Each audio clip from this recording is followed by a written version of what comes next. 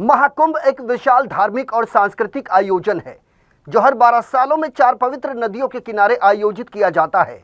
यह भारत के 4 प्रमुख तीर्थ स्थलों यूपी के प्रयागराज, उत्तराखंड के हरिद्वार, मध्य प्रदेश के उज्जैन और महाराष्ट्र के नासिक में आयोजित किया जाता है।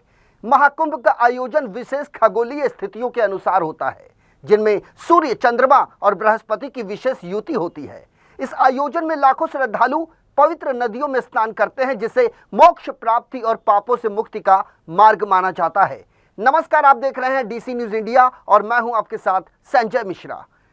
महाकुंभ का आगाज 13 जनवरी 2025 को पौष पूर्णिमा के अवसर से हो जाएगा। इसके अगले ही दिन 14 जनवरी को मकर संक्रांति का शाही स्नान होगा। जमीन और सुविधा के लिए ऑनलाइन पंजीकरण शुरू हो चुका है। जमीन और सुविधा के लिए ऑनलाइन आवेदन 12 नवंबर तक किया जा सकता है।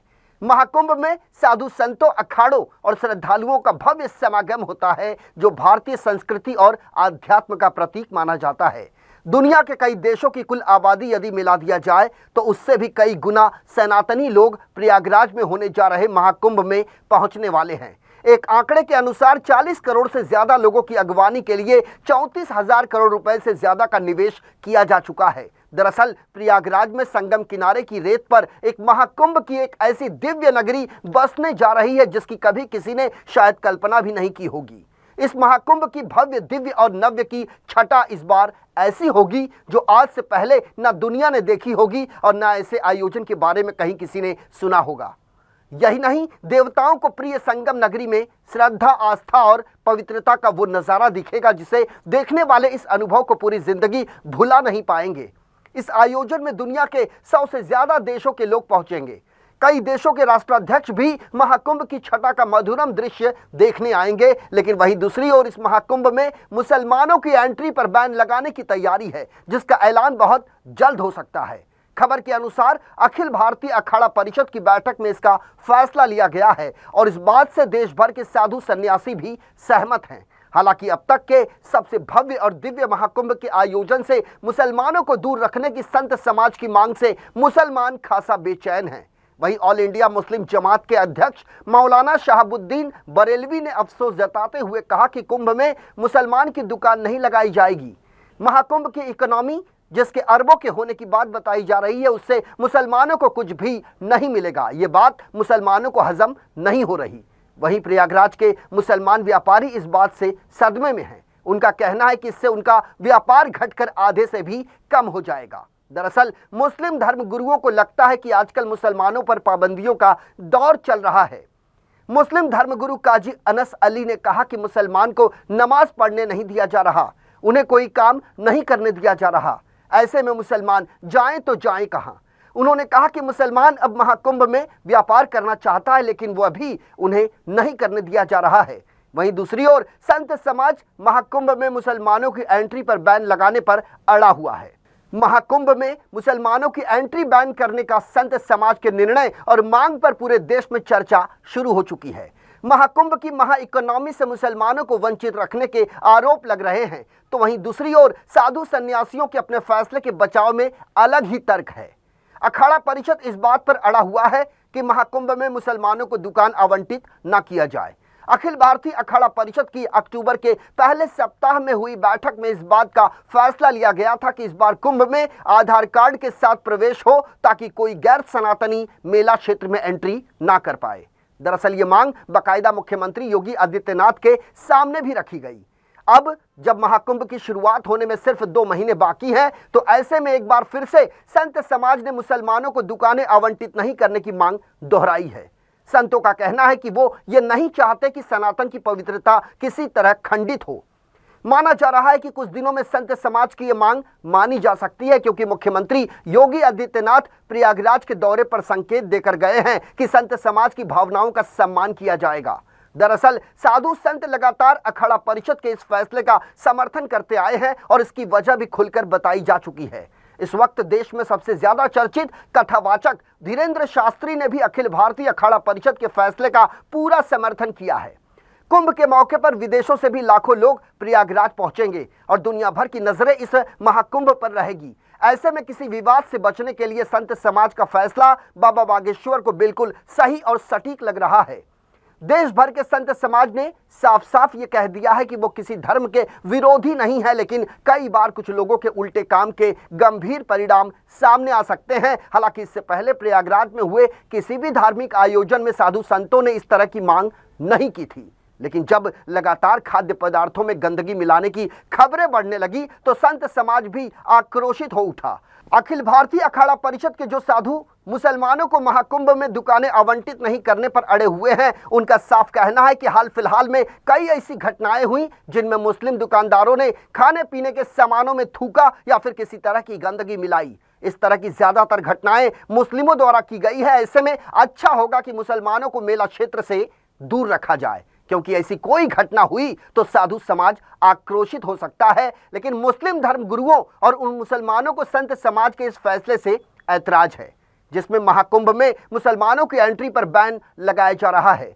मुस्लिम धर्म गुरु अब अखाड़ा परिषद पर लगाम लगाने की बात कह रहे हैं। अगर मुस्लिम इस फैसले से नाराज और परेशान हैं, तो इसकी सबसे बड़ी वजह है लाखों करोड़ की इकोनॉमी वाले महाकुंभ से पूरी तरह से दूर हो जाने का खतरा, क्योंकि इस बार प्रयागराज महाकुंभ के लिए रिकॉर्ड 40 करोड़ से ज्यादा लोगों की अगवानी करने जा रहा है। साल 2019 के कुंभ में सरकार का खर्च 4,200 करोड़ रुपए था और कुंभ मेले से 1,20,000 करोड़ रुपए का कारोबार हुआ था। इस महाकुंभ में तकरीबन 23 करोड़ लोग आए थे। इस बार महाकुंभ 2025 में प्रयागराज आने वालों की संख्या 40 करोड़ को पार कर सकती है और माना यह जा रहा है कि इस लिहाज से महाकुंभ 2025 की इकोनॉमी 2 से 3 लाख करोड़ की हो सकती है। इस इकोनॉमी में छोटे व्यापारियों को भी काफी लाभ होने की बात सामने आ रही है।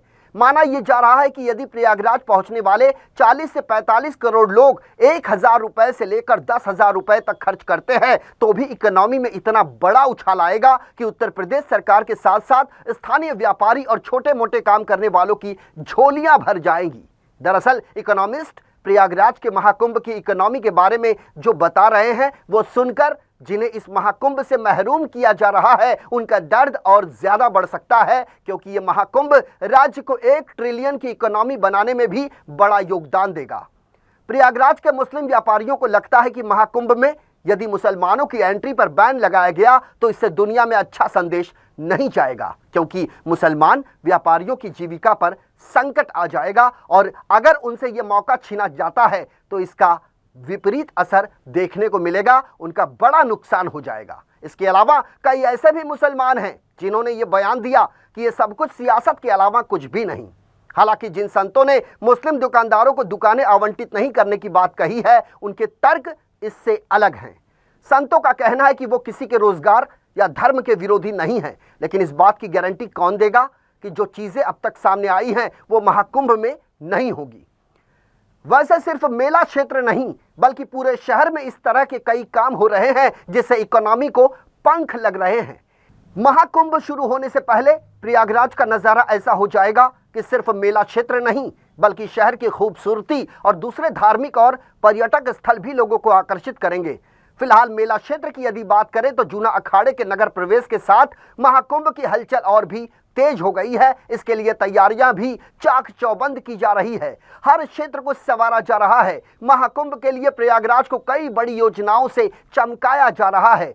तेलियरगंज से संगम क्षेत्र तक तकरीबन 13 किलोमीटर का रिवर फ्रंट भी बनाया जा रहा है। शहर की सड़कों और चौराहों को चौड़ा करके उनको सजाने का काम भी जारी है। कई फ्लाईओवर बनाए जा रहे हैं। प्रयागराज रेलवे स्टेशन और एयरपोर्ट का विस्तार भी किया जा रहा है। इन सारी तैयारियों के जरिए इस बात की कोशिश है कि महाकुंभ में प्रयागराज आने वाले श्रद्धालुओं को किसी तरह की परेशानी ना हो। आपको बता दें कि साल 2019 के कुंभ में प्रयागराज को ऐसे सजाया संवारा गया था कि लोगों को ये शहर नया सा लगने लगा था। इसके मुकाबले इस बार की तैयारियां और ज्यादा चाक चौबंद हैं।